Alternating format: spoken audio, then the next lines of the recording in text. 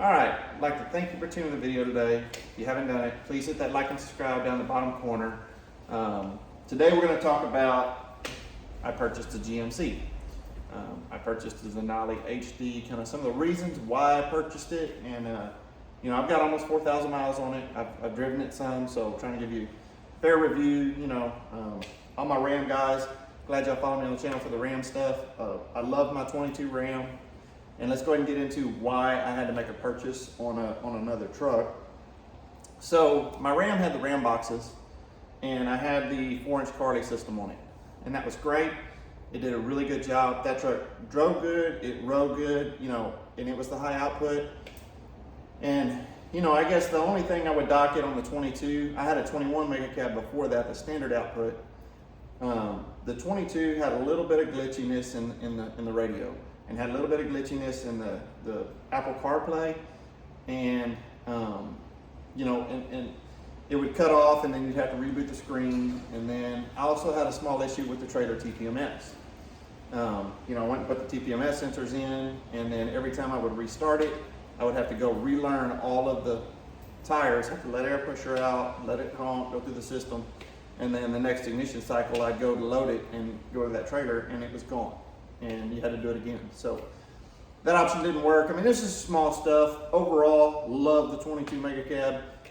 I've had a lot of Rams. They've been good trucks. And, you know, I guess at some point, just kind of want to try something different. And, you know, and also availability was a key for me. So one of the biggest reasons that I had to make a change was we went on a long trip halfway across country, and I pulled my other camper a lot of places, and it was a tongue pull with a weight distribution hitch. It did really well. You know, I would say the biggest con for us was if we had the golf cart or if we had the Can-Am in it, it literally was in the living room. So if we were to pull over and stop and sleep somewhere for the night, you know, without unloading it, it was right in the middle of our space. And so I wanted to get a toy hauler that I could haul my toys and then have the full garage that was a separate part, you know, where you can still use your kitchen, still use the things in the camper if you're pulling over to rest for the night, and you don't have to unload your things until your destination. So we looked at a lot of RVs, ended up with a 365 Wolfpack 16, which has a 16-foot garage on the back, and it's about a 43-foot camper. I think it's close to 2,800 pound tongue weight, and it's close to, I think 12.5, 12.8, somewhere like that, empty, but it's got a 17 GVW. So on top of that, it's got almost a 4,000 pound payload capacity on the RV, and that's very hard to find, and it's a double axle.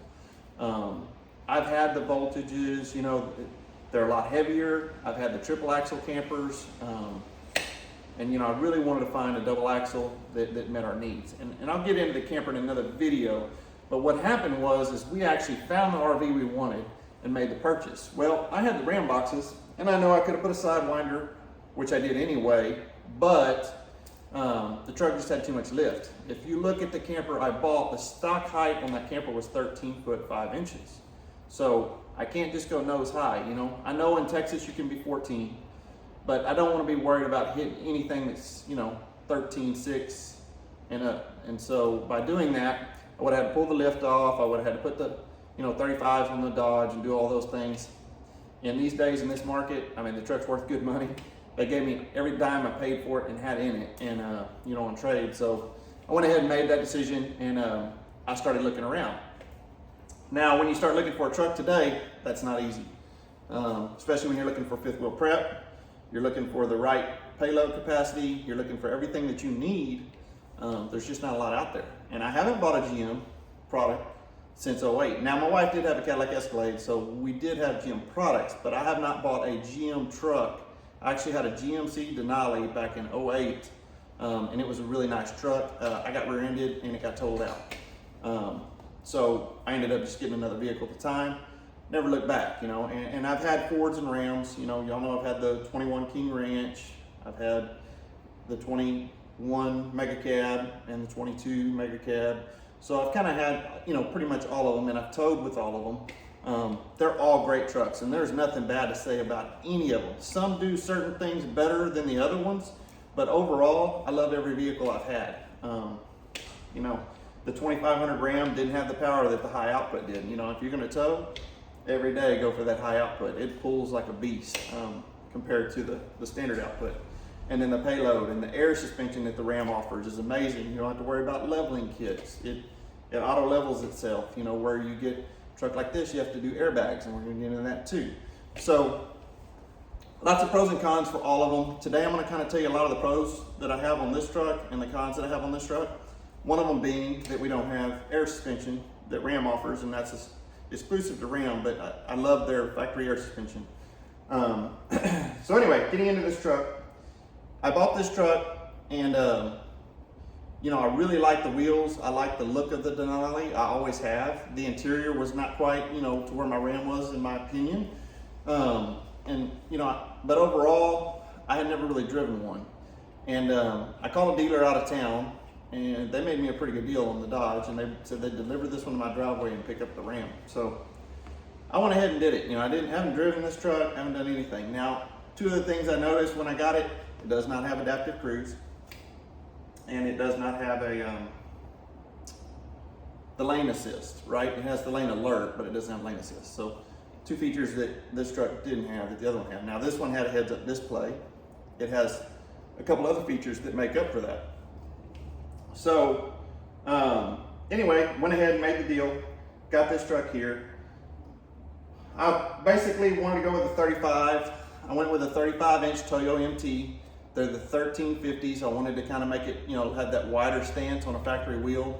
You know, they call it the bubble look, and that's really the look that I kind of like on these trucks. So I did that, and one of the things I did was I did the Bora spacers. Now, half-inch spacer, you'd have to modify your studs, you know, a 3/8 spacer, and those are hub-centric. So if you look them up, they're Bora, it's like Motorsport something.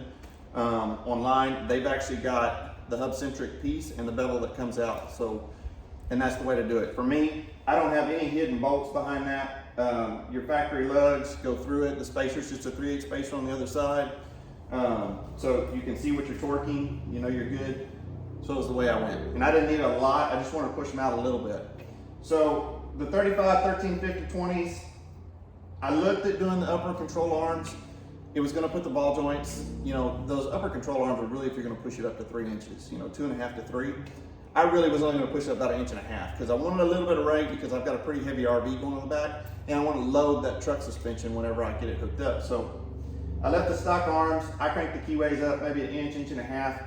It didn't change the ride that much. You know, you start getting into 2, 2.5, it's going to get pretty stiff. So for me, I left the stock everything, just cranked the keyways up, did an alignment on it, put the 3/8 spacers on it all the way around, 35, 1350 Toyo MTs, and I just like the stance, I like the look of it, I like the way it is. There's a couple of features that are really nice on this truck. I'm going to grab the camera here in a minute and walk around. But overall, that's the outside of it. And now I do have another truck that's probably going to be on order.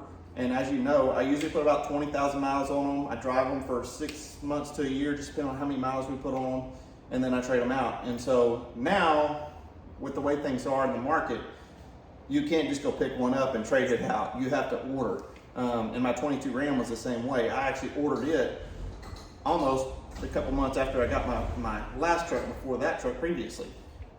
Just because, you know, right now, the truck that I'm going to place an order on, they're talking about June, July delivery. So, I mean, that's a year out from now. I'm going to have well over 20,000 miles on this truck, being that I already have 4,000 on it. So, go ahead and place an order for that truck, and it'll be here, like I said, next year. And it's not going to be a GMC, and I'll tell you which truck that's going to be in another video, but not on this one.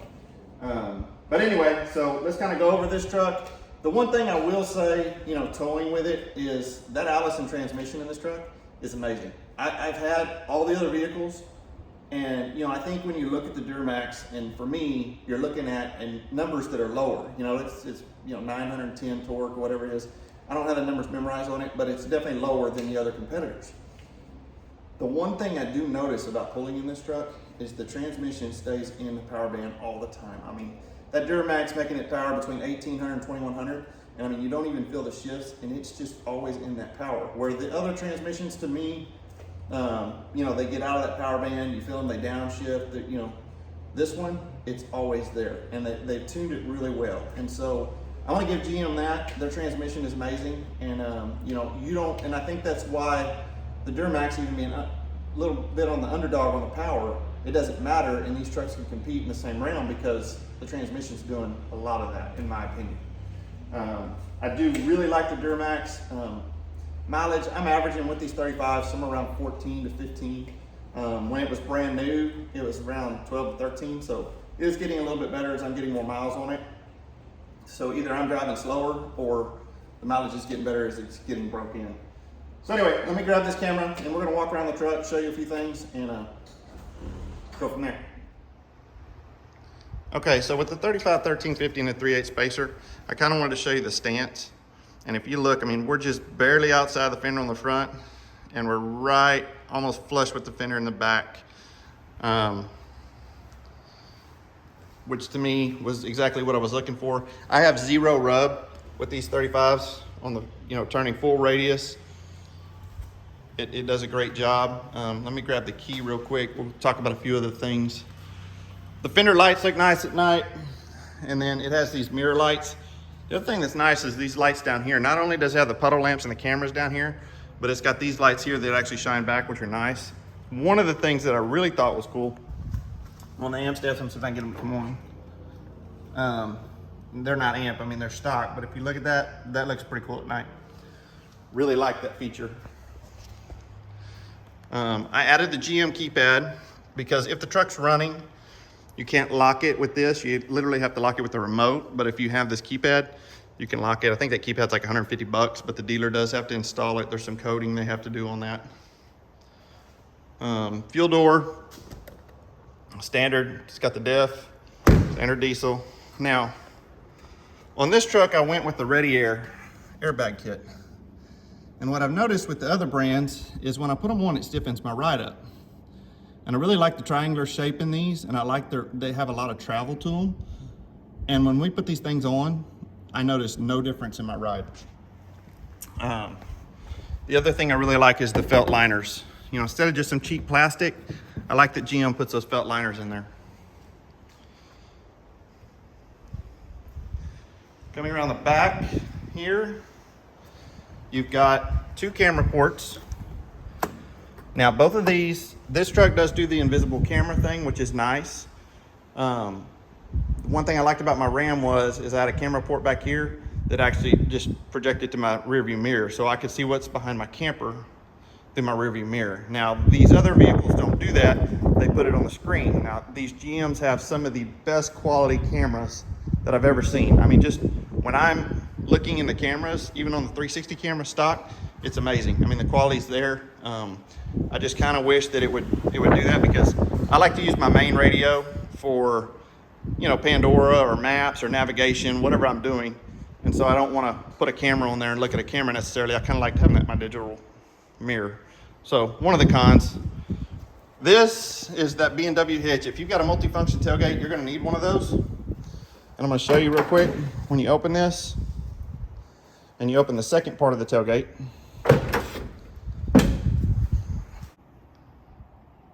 okay, so as you can see right there, it's just that B&W has a little indentation, so it misses the tailgate, which is nice. And it gives you a little gap, because if you put some weight on it, see, it's going to flex down, so when you actually step on it, it gives you enough room where it won't hit it and scratch your paint. One of the nice features in this tailgate, now it is not some awesome sound system, but it does sound decent if you just want a little bit of music. When you open that up, get a little kicker radio, two little speakers. Like I said, there's not a lot of bass, guys, but it's got some treble, but it does work. Okay, so the two other things we're going to talk about is we have the Retracts bed cover, and this is the remote that controls the bed cover. And then we have the Firestone, no, this may be the airlift. It's the just the compressor. And you can click it. I usually keep 5 pounds by default in my bags, but you can set this for whatever you want to set it for, your presets. See, like you can put it 10 PSI. It kicks on. So those are the Ready Air bags, and I think it's the airlift wireless compressor. And there's an app that controls that too. So like you see, you're at 10, drop it back down to 5. 5's the lowest point. And you can see it lets the air out. I'm usually pulling my travel trailer with, the 2,800 pounds of tongue weight. I'm usually running 60 to 65 PSI in that. So then the Retracts bed cover, I always put these on here. They're some of the most weather resistant. I like the other brands, the folding ones, But when you have a fifth wheel hitch, it blocks your view from the camera for hooking up. And if you were to fold it up, it blocks your view from your rear view window. So if you're doing fifth wheels, see, I've got a good direct camera. I can see my hitch when I'm backing up now. The Retracts is a really good option. You do lose about an inch of bed rail space, so just be aware that you're gonna have to make an adjustment for that.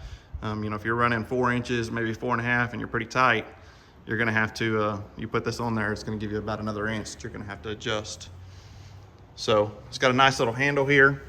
This truck had the fifth wheel prep. You can see the plastic caps, which I bought the M5 hitch. You can check out that. The reason I bought the M5 hitch is it's always ready to receive.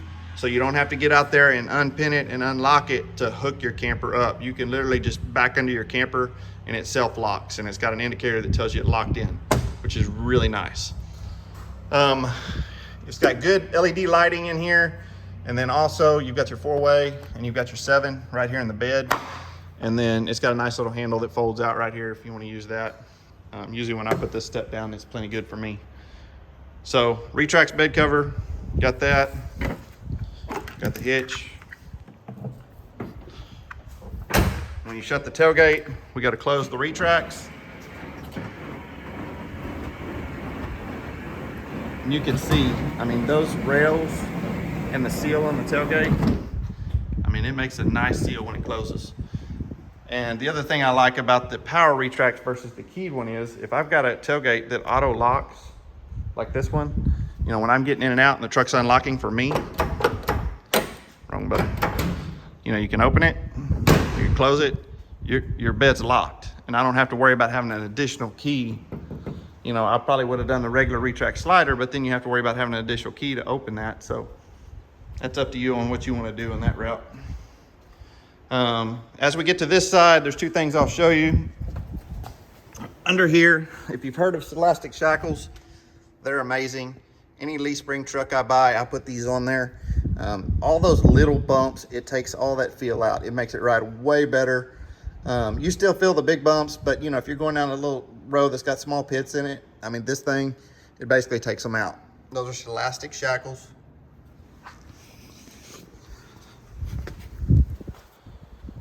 And then here, one of the other things that was kind of a con for me was the stock exhaust comes straight out back here, and the tip is like right here on the back corner of the truck. Now, the fiberglass on my RV is probably about here. You know, we're probably maybe a foot and a half. And when this thing's in regen mode, that exhaust is very hot coming out of there. So I would be concerned about it melting my fiberglass on the stock exhaust. So I bought the Banks 5-inch, and it just runs right up there, hangs in the stock spring hangers, and it's after the DPF. This truck is not deleted. It's just basically the tip coming out, and I wanted a side exit.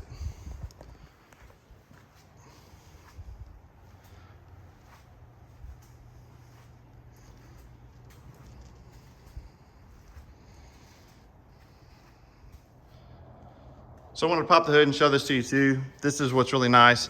GM does this, and Chevrolets do it. They've got a hood scoop here. That's actually a functional hood scoop.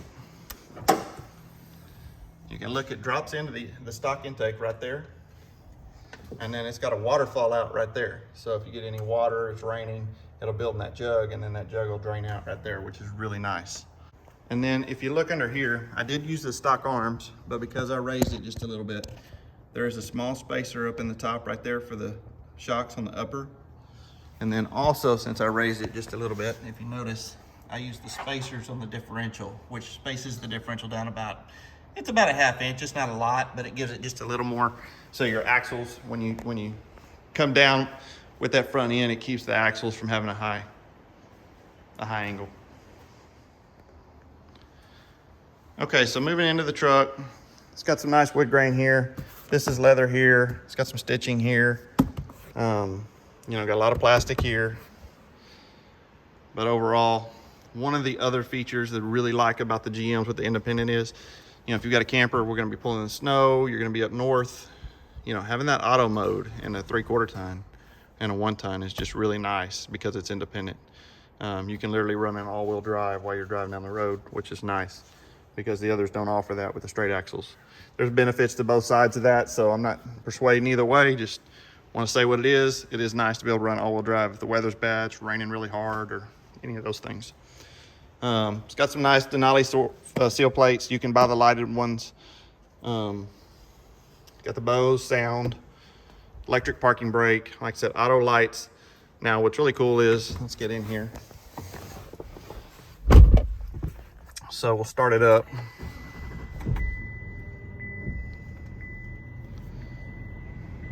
One of the features I thought was pretty cool is if you look right here, see how it's got the battery voltmeter. When I switch it to tow haul, it automatically pops up your trans temp gauge, which I thought that was pretty cool.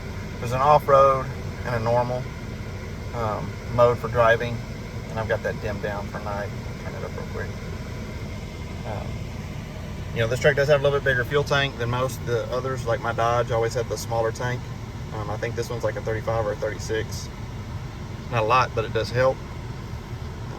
Overall, turn that fan down a little bit.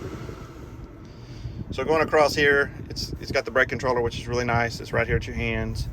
You got the exhaust brake, which I'm not a real fan of this exhaust brake in this truck. I don't notice a lot of difference with it on and with it off. The shifting pattern's a little different, but it's nowhere like the ram on the exhaust brake. When you push the exhaust brake on the ram, you let off the gas pedal. I mean, this thing's putting you in the windshield.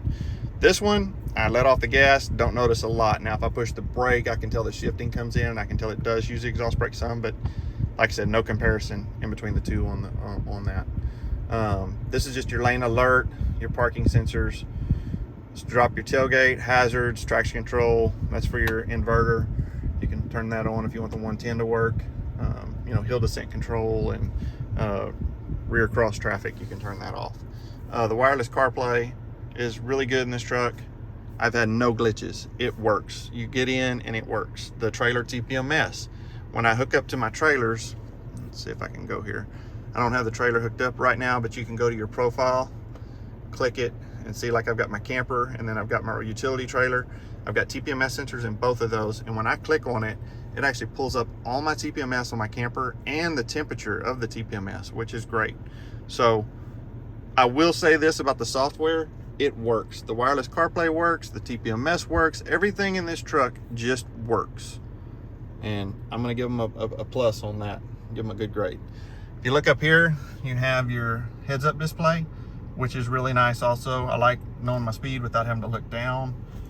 I very seldom ever look down at the dash because I can see everything up there. Steering wheel controls, you can scroll through here. You can go through all of your settings. I do a lot of idling, so if you're looking at that mileage, that affects it. One of the things that you'll notice here is I do have the Banks iDash in here. And one of the things, and the Pedal Monster also, and they communicate really well together. I'm gonna give Banks credit for this. I mean, when you get out, you can see nothing, it doesn't do anything until your temperatures come up to where they're supposed to be. You can change your level settings, all that. But what I really like is, if you notice, I can see my DPF regen right here, which is really, you know, on emissions intact trucks, I'm at 87%. So if I'm gonna head to town right now, I can actually force that thing to do a regen, and then I don't have to worry about it if it's sitting and idling. You know what I mean? If I'm sitting in a parking lot or anything like that. So I can actually make it do the regen and clean itself out while I'm driving down the highway, instead of it deciding to do a regen when you're sitting in the drive-thru or something. So that's a really nice feature, and it's really nice to know where it's at, and then you can tell after it's done. And when it is regenning, it'll tell you right here at the bottom that it's making a regen. So really nice feature right there. This is the blend mount, the same one that worked in my Ram. I just bolted it up. It clamped on right back here to the back of my rearview mirror the same way. I didn't order the pigtail yet for the power, so I'm just running it down here. This truck does have the sunroof. These are not the panoramic sunroofs, but it had that.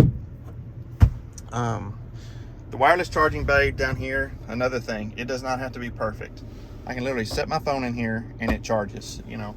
Other vehicles, I've had to wiggle it around, and it's because it has a case on it. I know if it didn't have the case, it would probably charge immediately, but this truck with the case, I've set it in here, and every time I set it in there, it just starts charging. I have no problems with that. You got a 110 plug here. Your seat heaters there. You've got the bottom and the top, just the top, and then you've got the seat vents right there, the cooling vents. So it's all pretty easy to use. It's got a top little upper glove box here. Not a lot of storage in the top one. And then your bottom one, just standard glove box.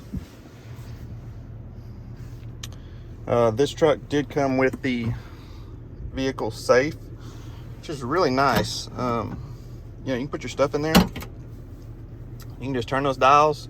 It's locked up. You know, you can pull your radar detector off the windshield, stick it in there. Don't have to worry about it. Okay, so on the mirrors, these mirrors actually, well, a lot of people talk about them, good and bad. They do the complete fold in, which is nice. And then when you fold them out, it's kind of like the same features what the Fords have. You can push the extension button and they move out, which is great.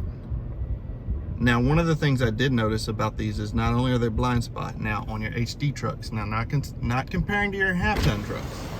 You're gonna look at this. The features is really nice. Is these have the auto dim for nighttime. Now, I haven't seen any other HD trucks that actually have that. So I'm gonna give them a plus on that for the mirrors, because you don't have that bright, shining, you know, they actually dim down at nighttime. And so that's a feature that most don't have. So this truck does have the emissions cutoff. One of the things that you do on these, if you want to keep them running, I know in some of the other vehicles you can go into the menu and you can turn down auto shutoff and they'll stay running and they'll continue to run. The Ram did not have that. It would run all day, all night. The other trucks though have the auto cutoff feature, and so if you cycle the ignition, you have to go back in and tell it to stay running again. One thing I really like about this one is if you set this parking brake right here, you'll see it. And if I throw this down right here, the fast idle, you just hit the little cruise down, this truck will not shut off. It'll stay running. So it's really nice when they give you the feature that you can continue to make it run, and it's not something that that's hard to activate, or you don't have to go into any menus. So I really like that. I can just hit park, hit that down, and the air is gonna stay running, the truck will stay running. I don't have to worry about it cutting off. The other thing that's really neat is, so if I push the brake, it'll cancel the fast idle, but you see the parking brake's on. Now, I don't want to have to hit that switch down there, reach down and hit it every time. So what's cool is when I put it in reverse and I let off the brake, you can see it's still in the park, but as soon as I touch the gas, it releases the parking brake automatically. So that's a really nice feature there. On the 10-speed here, when we shift down to low, the L, you can control your top gear. You see it down there in the bottom, all the way up to 10. You go down to 1, then you can shift it back up to standard drive and park. This truck also did come with the sport pedals. They're just chrome pedals. Another one of those window sticker options. Like I said, I didn't order this one. This is the way it came. Another small feature that's kind of interesting on these trucks is they've got a little storage thing right here. You can actually put something in there, store it, and close it. I got to give a shout out to JB on JB's reviews on these bulbs. Go check his channel out if you want to replace those with LEDs, because everything on this truck is LED. But I don't know why they put some yellow lights in there from stock. So if that's something that bugs you, it's something that can be fixed. So as always on these trucks, I usually give the Fender Heights, so we're gonna go ahead and give that to you. Like I said, 35 1350 Toyo MT. My Fender Heights on this truck right now, I'm right at 42 on the front.